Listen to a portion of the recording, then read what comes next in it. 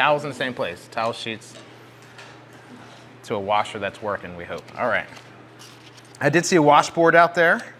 So Just those. the house was built in 1832, man. And hey, Scott, that big log you threw on the fire out there is still smoking this morning. I saw it. Yeah, it's impressive. It's impressive. You did it. You did your job well. I'll go overboard sometimes. You left your mark. I was impressed. Anyway. We cannot hear you that well. All right. I'll put this closer to my. I wonder if maybe putting it on the side. Yeah, here we go. All right, here we go. I can try to speak up as well. Turning up channel 2. Channel 2. Great, great, great. I don't know how Jesus did it when he was like speaking to crowds. There was something happening, yeah. Something amazing. Well, this morning, you can probably guess which book we're going to look in, because I already told you. The book of John. Book of John, one more time. We're jumping ahead a bit from chapter 15, where we were, and moving past, really the pinnacle events, to see what's the aftermath of Jesus' death and resurrection. We've seen how he's told them, you're going to need to hang on to him. They're going to need to draw life from him and abide in him. And only then will they bear fruit. They need to love each other. And this love is going to lead them to even sacrifice themselves. Some of them will even be put to death because they're going to be so identified with Jesus and the Father. Now, one of the guys, Peter, Jesus had special words to him when Peter boasted that no matter what happens, Peter was going to stick by Jesus, and that Peter said he would even go to death, right? He would even die. And Jesus' response to him was, Peter, I know you better. You're going to deny me 3 times.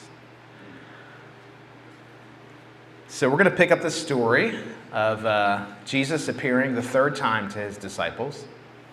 And this time, it's recorded in the book of John in chapter 21. Peter is back.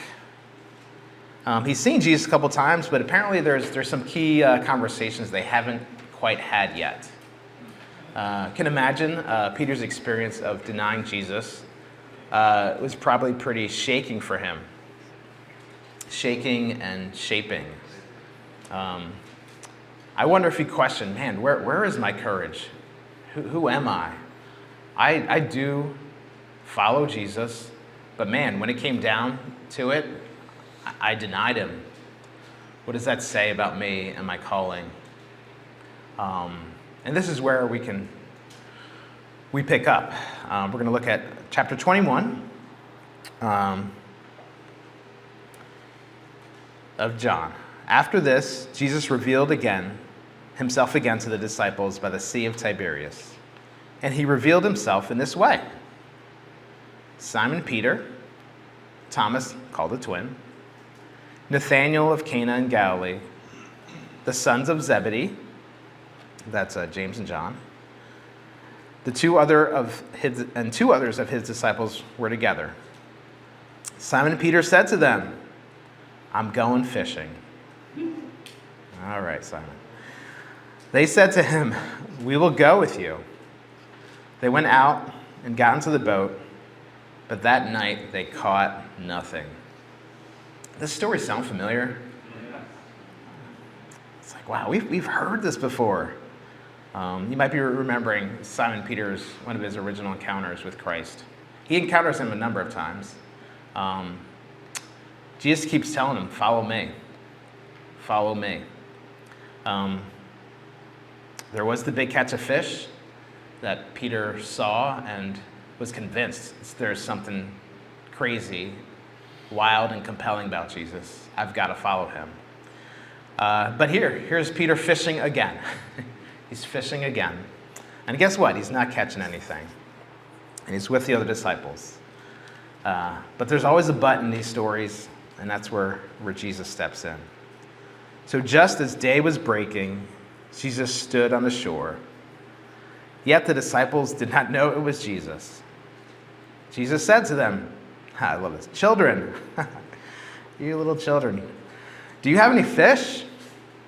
They answered him, no. He said to them, cast the net on the right side of the boat, and you will find some. So they cast it, and now they were not able to haul it in because of the quantity of fish. That disciple whom Jesus loved therefore said to Peter, it's the Lord. That's probably John. John, the disciple, recognizes this is the Lord. Then when Simon Peter heard it was the Lord, he put on his outer garment, for he was stripped for work, and threw himself into the sea. You would imagine you would do that in reverse if you were jumping into the water. It seems like Peter wants to be pretty presentable, though, when he sees Jesus. He puts on his clothes, jumps into the water, and nothing's going to hold him back.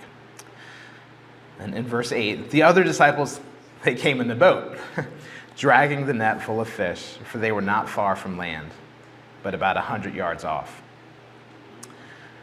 When they got out, 100 yards is pretty far to see if you're trying to identify someone. So in their defense, I could see how I wouldn't recognize any one of you from about 100 yards out. So Jesus came, but hang on. When they got out on the land, they saw a charcoal fire in place with fish laid out on it and bread. I love that. Jesus has got breakfast cooking. It's kind of like coming to a men's retreat and you wake up and things are already happening. He's got fish, he's got bread. He's got all they need, ready to go. Jesus said to them, bring some of the fish that you have just caught. So Simon, Peter, went aboard and hauled the net ashore, full of large fish, 153 of them. Apparently they took the time to count them one by one. There might be some significance to that, I'm not sure. But they counted them. And although there were so many, the net was not torn. Jesus said to them, come and have breakfast. Now none of the disciples dared ask him, who are you? They knew it was the Lord.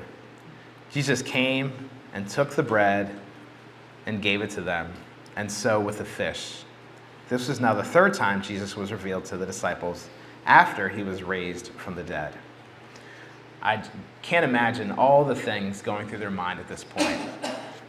Jesus, again, with fish and bread, providing for them.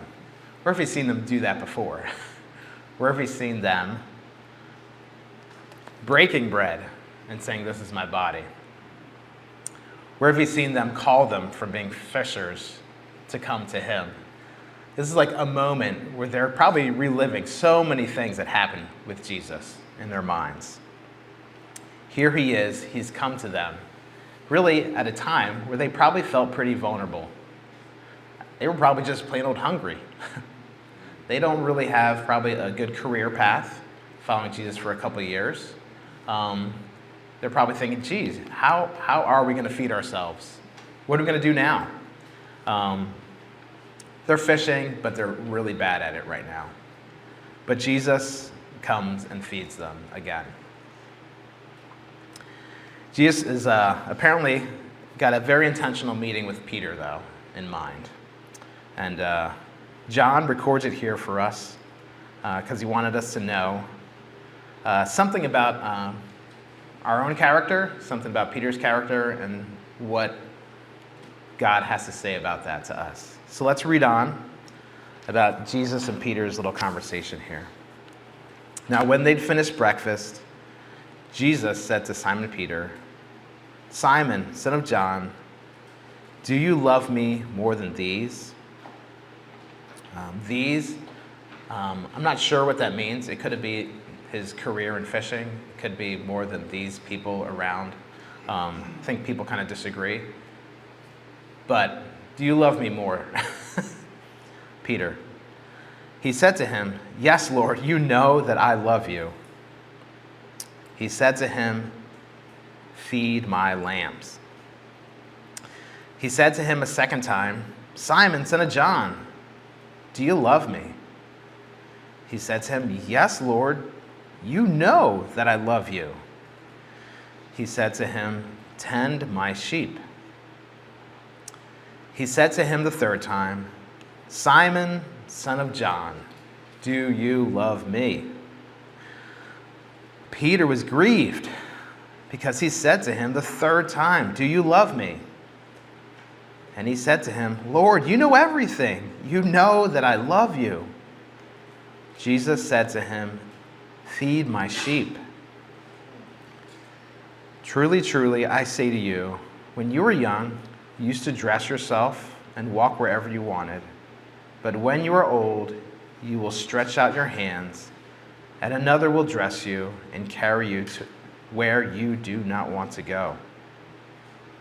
This he said to show by what kind of death he was to glorify God. And after saying this, he said to him, Follow me. What do we do when we've decided to follow Jesus? We're compelled by his call and compelled by his love for us. And yet, we mess up. We fall short yet again. We find ourselves not being that courageous person we had hoped to be, but being a coward. We find ourselves shrinking back, and yet so wanting to be so much more. I love that this is where Jesus meets Peter. He doesn't say, Peter, I had a great plan for you, but you just messed it up, dude. I'm going to look for a different leader now. I'm resetting the disciple count. We're going to pick a substitute. No. He calls him out to draw out something that needed to be extremely true of Peter. I think something that he knew wasn't still perfected yet, but something Peter needed to know. Peter needed to know that he did love Jesus. Peter needed to know that his heart was being changed. Peter needed to know that Jesus' grace was there for him, that the plan he had for him in choosing Peter was not derailed, was not messed up, that Jesus always knew he was going to love Peter through this valley, that Peter would be one of those who would love much because he was forgiven much, that Peter's humiliation was not to lay him low, but so that in his humility he could be lifted up. He could be the leader that Jesus had set him aside to be. Peter, do you love me? And I believe Peter believed in his heart that he did love Jesus, and he did. But probably like you and me, he still was unaware of how imperfect that love was. And guess what? Jesus didn't stop being patient. Jesus wasn't going to change his character. Rather, he was going to remind Peter of what he was calling him to, who Peter was going to continue to grow to become. Someone who would demonstrate great love for Jesus, and someone who would fulfill the mission that God had given him. He tells him, feed my lambs, tend my lambs. We've talked this weekend about our identity in Christ as sons and receiving his love. We've also talked about how following in Christ's footsteps as God's son leads us through sacrifice, through laying down our own lives. And here, we see something in addition, a new fruit of love that Christ wants us to have. When you think of a shepherd and what shepherds do for sheep, they do guide them to water, food, safety. But a good shepherd's always trying to make his sheep feel safe. making sure they know they are taken care of. They feel peace. Along with the love we experience from God comes something that we can't manufacture on our own. Something that's meant to get us through when life doesn't make sense. Something that we can pass on to others. And I believe that's his peace. In the beginning of this discourse with the disciples, he was started by telling them, don't be disheartened. I came to give you peace, not the peace that the world gives. I give you real peace. Let's see if I can find that real quick.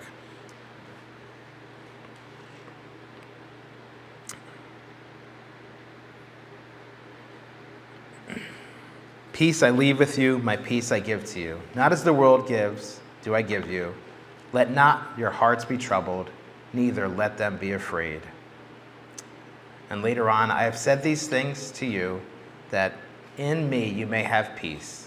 In the world you will have tribulation, but take heart, I have overcome the world. Jesus is giving to Peter a new calling, a new rock to stand on. Peter is the rock. Peter is getting convinced that his failings don't disqualify him. And in here, we might see something that might be disheartening, and I think maybe it was a little bit for Peter at the time. After saying, feed my sheep, tend my sheep, feed my sheep, and being asked if you love me 3 times, he basically tells Peter, hey, there's some very unpleasant things are going to happen to you. And basically, you're going to die in a way that you would not choose to. And John knows this, I think because Peter has already passed away at this time, and John's writing this after Peter's death. That's why he can write that in parentheses. If you know the story of Peter, the church history seems to indicate that he chose, when he could have otherwise escaped, to return to Rome,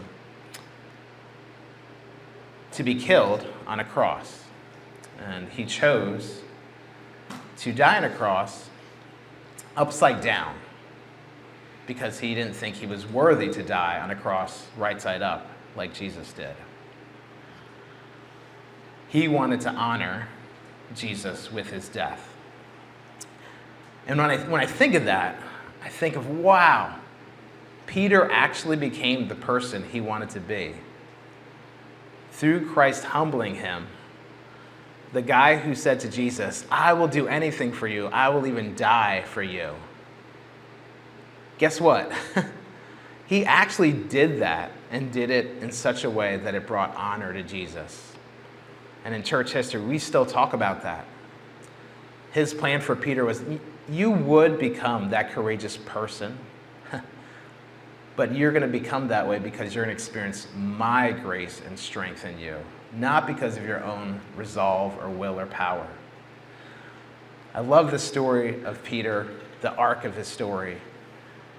God shows that he's the hero in Peter's life, but Peter brought glory to the Father. And that gives us great hope for each of us.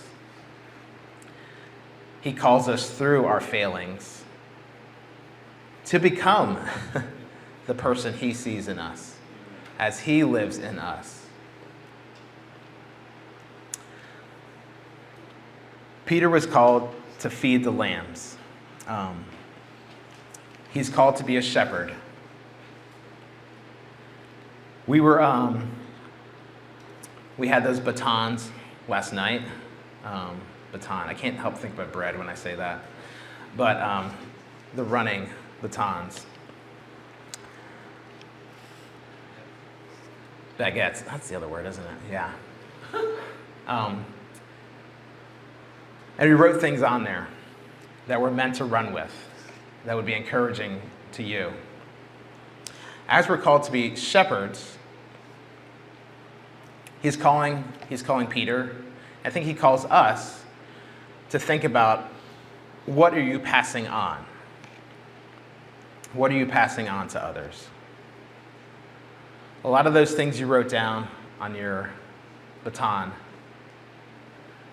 because those are things God has worked into your life, because those are truths you want to hold on to, those will also be things He wants you to pass on. He doesn't want it to end with you. He wants you to pass those truths on. He wants you to shepherd others with the grace and truth He's given you. He calls us, through our identity as sons, through identifying with Him in sacrifice, to also be shepherds of others. So it's not just to hold on to it for yourself, but as you run the race, you're thinking how you're giving this baton away, how you can convey these truths that are dear to you, that will carry you through to the next person, to the next people around you. The beauty is, I think you guys have different things written on your batons. And so we need each other. We need each other to remind each other of different truths, of different ways we experience God's goodness, of different ways we see His grace. I was so encouraged talking with, we call you young Scott. Scott 2. All right, Scott 2. Scott 2 last night. I was really encouraged to talk about the fire and just learning more of his story and hearing how Scott 1 is a big reason why you're here. And how Scott 1 is investing in your life. I just saw that beauty, like, wow. And my admiration for Scott 1 went up in that moment. And my certainty of God's call on Scott 2 also went up in that moment. It's like, it's not by accident that He would call Scott 1 to meet with Scott 2. And there's a Scott 3 out there. Oh, there's many of them. Yes, there's a Scott 3 for Scott 2. That's nice. But there's a chain. I love how there's doubles of most of the names in this room. But there's a chain for us to pass on what we have learned. We mess up. That doesn't disqualify us. It's not exactly like the U.S. Olympic team when the men run at the batons and they tend to drop the handoff. They do great sometimes too. It's really more like we're running with the baton, but we've always got our coach next to us. And he's there. We've got friends around us cheering us on. And when we want to drop that baton, he says, hold on to that. If we drop it for a second, he picks it up so it never hits the ground. We're not running alone, especially when we run together. We got to hold on to it, but we're not meant to feel alone in the race. Peter here is apparently not alone, because John here is eavesdropping on the conversation.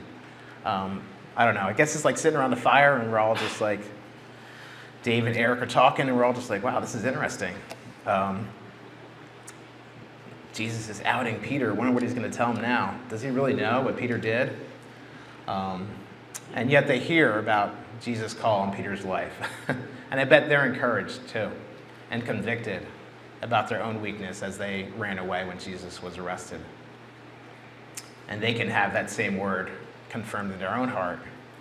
All right, if it's okay with Peter, it's good with me too.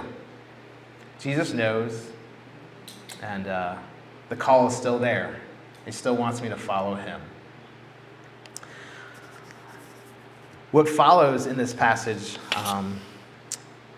is really convicting to me. This is where I really triply identify with Peter. Jesus has just given him some clear instructions, has asked him 3 times, cut him to the heart, do you love me? And Peter still is in the process of getting it. Because we read in John 21, in verses 20 to 23, Peter turned and saw the disciple whom Jesus loved following them. the one who also had leaned back against Jesus during the supper, and had said, "Lord, who is the one who is going to betray you?" When Peter saw him, he said to Jesus, "Lord, what about this man?" Jesus said to him, "If it is my will that he remains until I come, what is that to you? You follow me." So the saying spread abroad among the brothers that this disciple was not to die. Yet Jesus did not say to him that he was not to die, but if it is my will that he remains until I come, what is that to you? This is how rumors get started. Jesus says to Peter, after Peter asks him, "Hey, what about this guy? What about John? You know, you told me I'm going to get tied up and led to this unpleasant place when I get old. What about John? John's been really close to you." I think Peter's feeling a little insecure about Jesus' plan for his life and wonder how it compares to someone else's. How does my plan compare to John's? Jesus, I don't hear you telling John he's going to go through some hard times. I don't hear you questioning John's love for you. And Jesus doesn't change his message to Peter. You follow me. It's like, I only got one thing for you, Peter. You follow me. Let me worry about others that are following me. Can you trust me with my plan for others? Yeah, but you need to trust me with my plan for you. This draws out comparison. It's not just women that compare themselves to each other. Men, we do it all the time.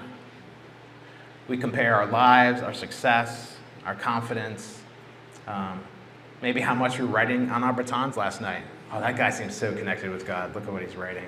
I feel like I got nothing. I don't know, maybe that happened. Maybe it didn't. Or there's similarities, but different. Yeah, But we can feel maybe a little left out, like Peter here. That his plan isn't good enough, or it might be too challenging. I love that John takes the time to record this for us. John, I don't think was trying to show that he was all better than Peter at all. In a way, I wonder if John struggled at times with, wow, I'm the one that's left. I'm not home with Jesus yet. Am I really the blessed one? I'm the one that gets to be reunited with him last. It's interesting, depending on how you look at it. I don't get to be martyred and bring glory to the Father through that way. God had a different plan for John.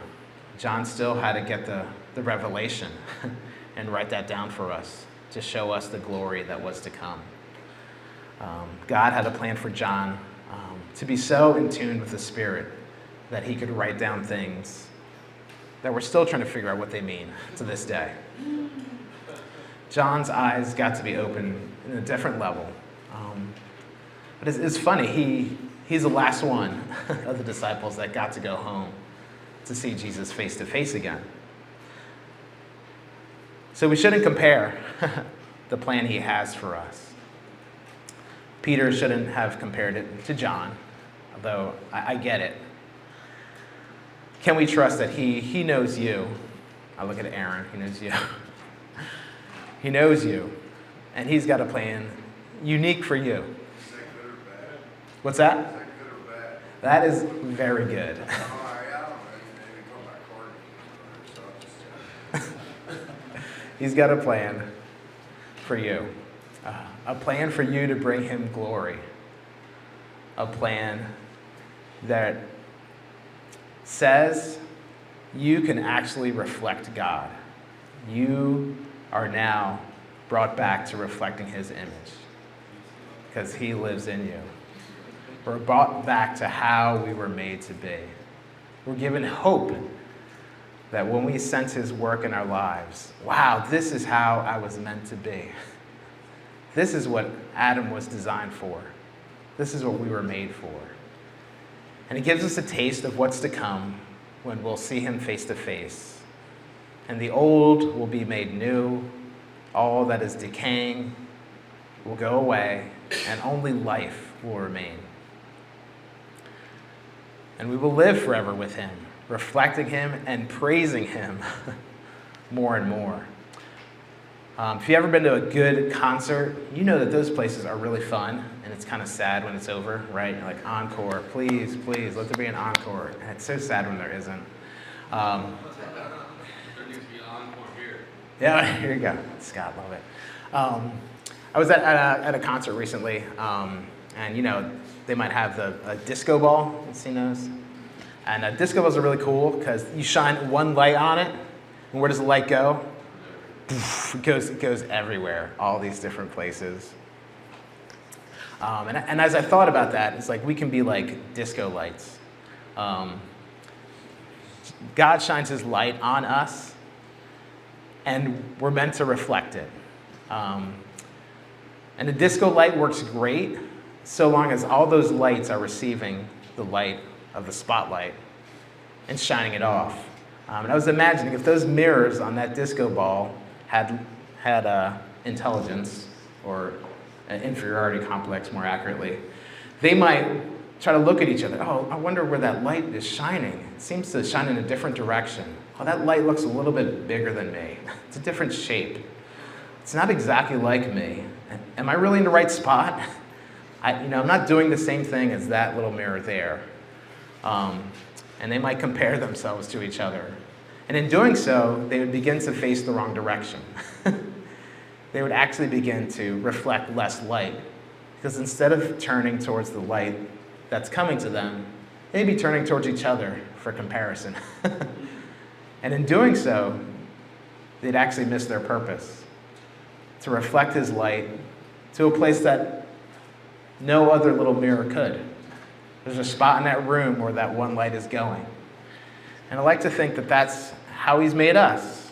We're one of those lights on a disco ball. And we work well when we're facing him, and not so concerned about where he's shining the other lights. He wants your light to shine where he has you. There's people you're going to meet that others aren't. There's people in your family that he's giving you a role to play, your neighbors. He wants your light to shine there. There's things about your character, your makeup, and even your weaknesses that are going to allow his light to shine through. So you can be one of those mirrors on the disco ball. Anybody heard that before? I'm probably not. Probably not. It's a good analogy. Peter was a light. His light shone brightly. So long as he was following Jesus, fixed on him, he was going to reflect him. So were all the other disciples. And they did vastly different things, except that they shone for him wherever they went. And that's all he asks for us today. Each of our stories is unique and not an accident. His grace does not run out. He wants to keep calling us to look at him, to look at him. One of my favorite passages in the Bible refers to racing, or at least running. Hebrews 12, it's already been referred to, I think, this weekend, I think by Pastor Dave. Hebrews 12, the first few verses there. This has been something I memorized, so you might want to wonder why I'm pulling it up to read. But I'm going to pull it up, Hebrews 12. Probably Where's it at, Q? Hebrews chapter 12. For all sharing the same Bible, I'd tell you the page number, but it's near the end of the New Testament-ish. Yeah. And this is right after the writer of Hebrews tells us about all the amazing ways that God has worked with people in the past. how they were made strong in their weakness, how they were rescued by God, how they saw that the promised land was a land yet to come in heaven, how they looked for a reward that would not fade, how they knew that the kingdom that was coming was the one that would endure forever, not the one they lived in. Therefore, since we are surrounded by so great a cloud of witnesses, let us also lay aside every weight and sin which clings so closely, or in other versions that are like so easily entangles us, sin that so easily gets us tripped up. And let us run with endurance, with perseverance, the race that is set before us, looking to Jesus, the founder, the author, the perfecter of our faith, who for the joy that was set before him endured the cross, thinking the shame of the cross to be something small. And he is seated at the right hand of the throne of God. Consider him who endured from sinners such hostility against himself, so that you may not grow weary or faint-hearted. In your struggle against sin, you've not yet resisted to the point of shedding your blood. And have you forgotten the exhortation that addresses you as sons or sons? My son, do not regard lightly the discipline of the Lord, nor be weary when reproved by him. For the Lord disciplines the one he loves and chastises every son whom he receives. It is for discipline that you have to endure. God is treating you as sons. For what son is there whom his father does not discipline? And if you were left without discipline, in which all have participated, then you are illegitimate children and not sons. Besides this, we have had earthly fathers who have disciplined us, and we respected them. Shall we not much more be subject to the Father of spirits and live? I'll just read the next two verses. For they disciplined us for a short time, as it seemed best to them, but he disciplines us for our good, that we may share in his holiness. For the moment, all discipline seems painful, like pruning, rather than pleasant, but later it yields the peaceful fruit of righteousness to those who have been trained by it. That language there is the same language we started with about a vine, being trained to a trellis. It's like he's going to make you grow in the right direction. So there are probably some challenging things, and Dave was reminding us, and Andrew, I think, what are the takeaways? Whatever it would be for you, my guess it's probably something that you're not going to do automatically. If that was true, if it was the easy path, you would have done it already. But the truth is, most of the things we need to do to grow, there's some challenge to it. I think you relate easily with working out. If you want to get physically fit, it's not enough to say you want it. Like, oh, I actually got to do some exercise when I don't want to. And it's when I actually don't want to that this commitment actually means something. When I feel tired and don't want to love my kids or my wife, that's actually probably the time it really counts. The rest of the time, I'm just doing what I want. So what is he asking you to do as a father?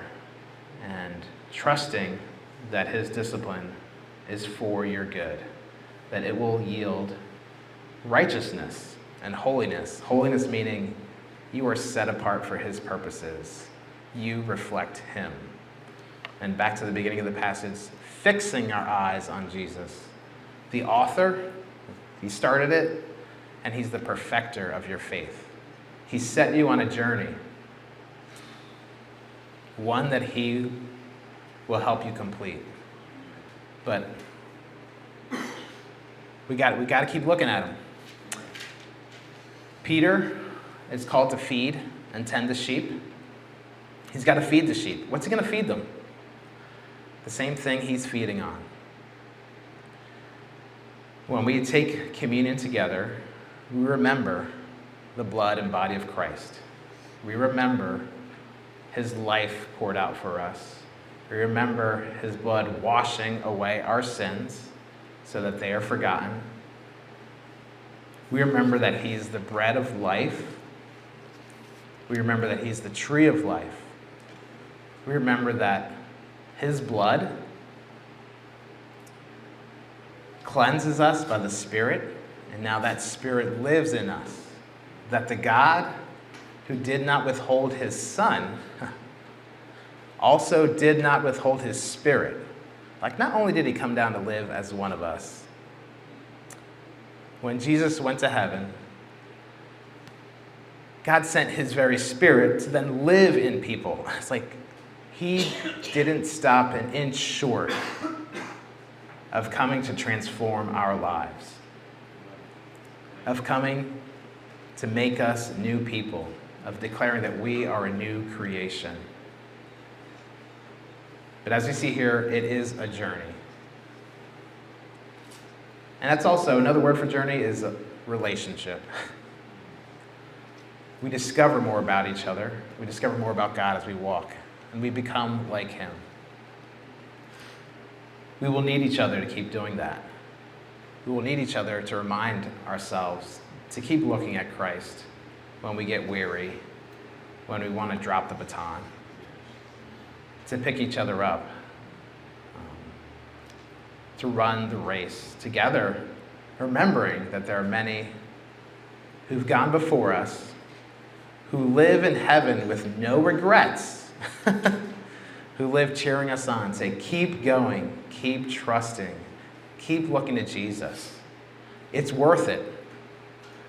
They're not up there feeling sorry for themselves. Oh man, I finished. That wasn't worth it. No. They are pleased, rejoicing in their reward.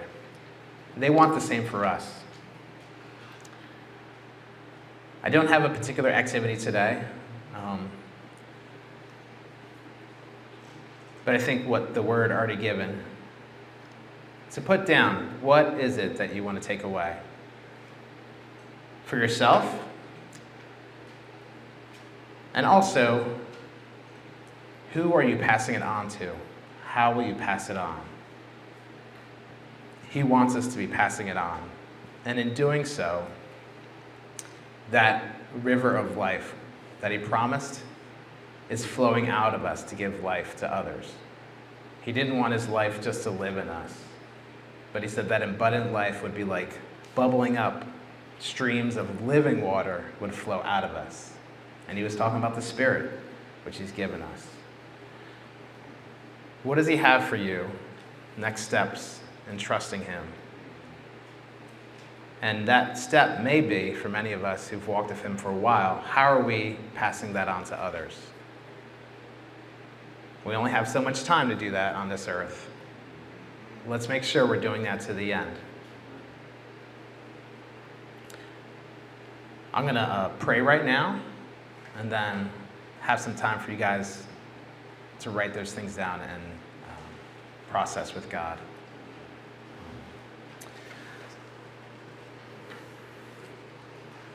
Father, Lord, you are the good shepherd.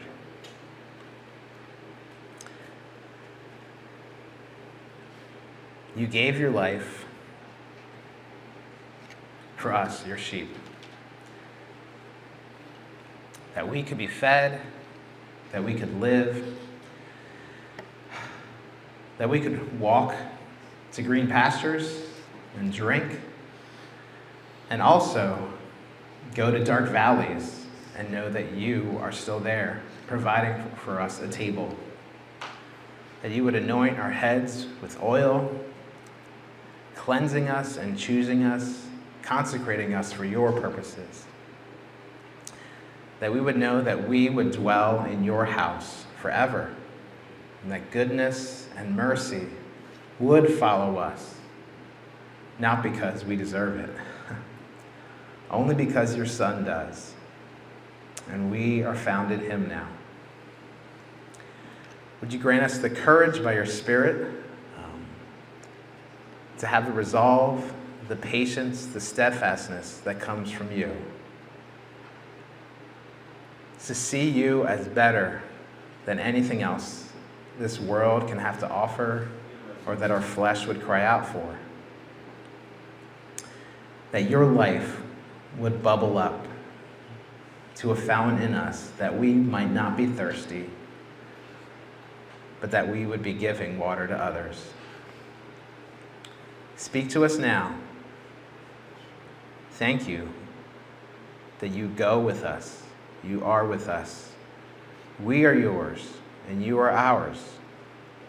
And nothing in heaven and on earth, nothing in all creation, not the past, not the present, can separate us from your love.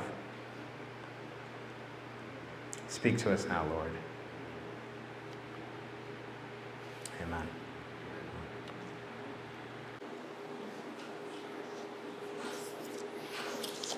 I have some things I'd like to say. I don't have any siblings, and I've always had issues with acceptance. And a lot of you have accepted me for who I am, the way that I am. And I truly feel like that a lot of you are brothers. And I was able to feel the true power of the Lord this morning worshiping. I'm eternally grateful. A lot of you have stoked fire under my heart. And I hope that you keep growing some fire, some vines on there and stoke that fire. Thank you, brothers. I love you all. Love you too, bro.